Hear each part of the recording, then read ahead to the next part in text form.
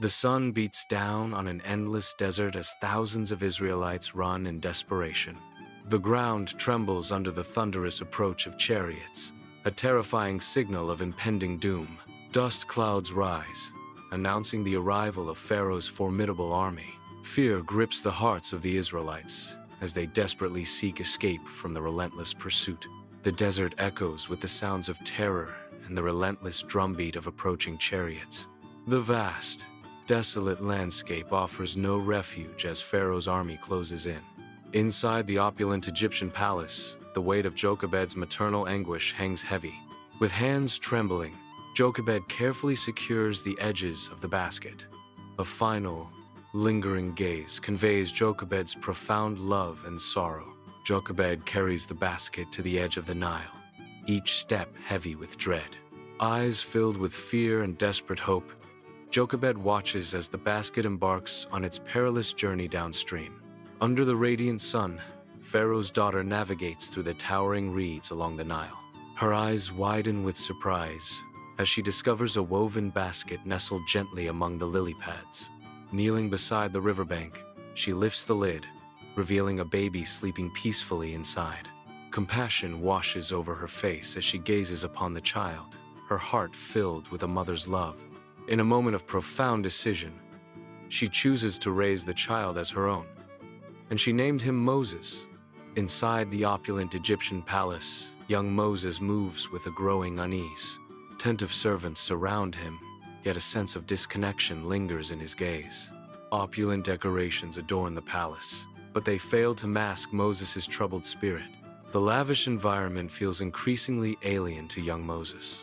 Despite the luxury, a profound sense of unease settles upon him. His thoughtful expression hints at a growing awareness of a different destiny. Under the scorching desert sun, Hebrew slaves suffer under the whips of Egyptian overseers, their cries lost in the vast emptiness. Adult Moses watches the brutal scene, his simmering anger threatening to boil over. Fueled by uncontrollable rage, Moses lunges forward, his righteous fury lending him strength. The overseer falls lifeless, the weight of Moses' wrath crushing him. Realization dawns on Moses as horror and fear flood his eyes. He turns and flees into the desolate wilderness, leaving behind the life he once knew. Under the cover of night, Mount Horeb stands tall, its peak vanishing into the endless expanse of the inky sky. A bush erupts in a blaze of light, an otherworldly beacon that defies the darkness. Moses, a humble shepherd, approaches the unearthly fire with hesitant steps. A voice echoes from the flames. "Moses, Moses," he responds. "Here I am." The voice resonates with divine authority. "Do not come any closer. I am the God of your father."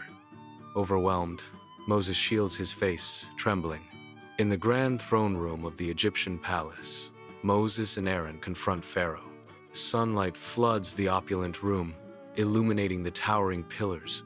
Servants and guards stand motionless, lining the walls. Moses' voice echoes through the hall. "Let my people go." Pharaoh's response is cold and absolute. "No." The tension in the room becomes palpable, the fate of a people hanging in the balance.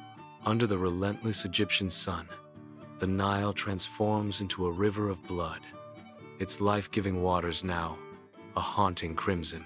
Dead fish float listlessly, their shimmering scales reflecting the sun's harsh glare, a macabre testament to the river's demise. Egyptians cry out in despair, their voices echoing across the desolate landscape as they witness the horrifying transformation of their sacred river. Some collapse to their knees, overcome with grief and terror, their bodies mirroring the devastation that has befallen their land. Others point in disbelief and horror at the blood-red water, their gestures conveying the depth of their shock and fear. The stench of death hangs heavy in the air, a grim reminder of the catastrophe that has befallen Egypt, poisoning both the land and its people. The land of Egypt writhes under a biblical onslaught. Swarms of frogs blanket the landscape, heralding deeper chaos. Clouds of gnats and flies descend, an inescapable torment upon every man, woman, and child. Livestock collapses, life extinguished, as painful boils erupt across the skin of the afflicted. Fire and hail rain down from the heavens, decimating crops and turning fields into smoldering wastelands.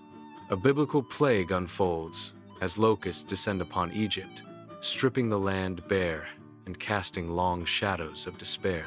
The once golden fields vanish under a relentless tide of insects, leaving only barren earth in their wake.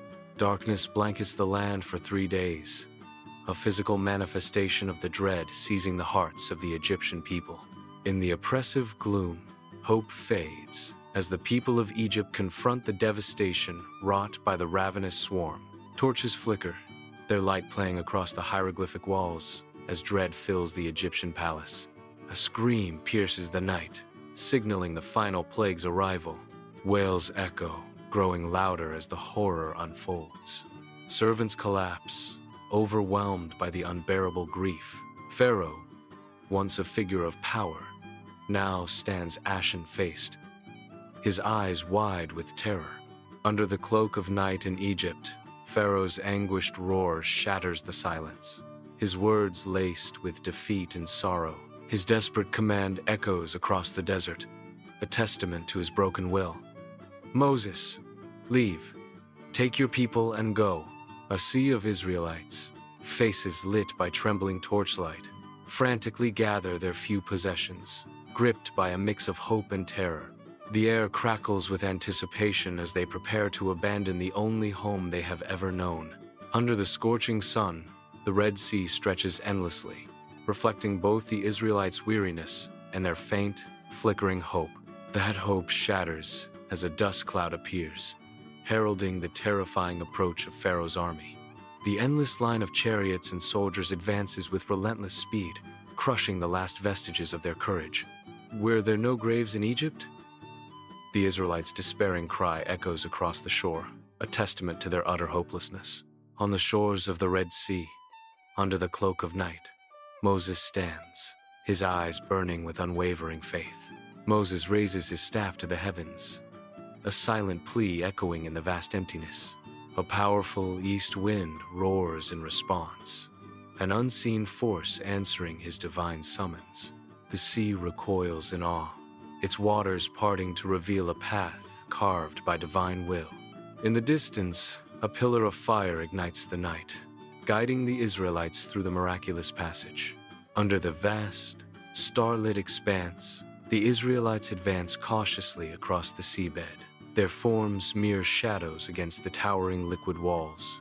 In relentless pursuit, the Egyptian army charges into the Red Sea, their chariots plunging headlong into the watery abyss. The Israelites continue their desperate trek, their eyes fixed ahead as they put their trust in the divine.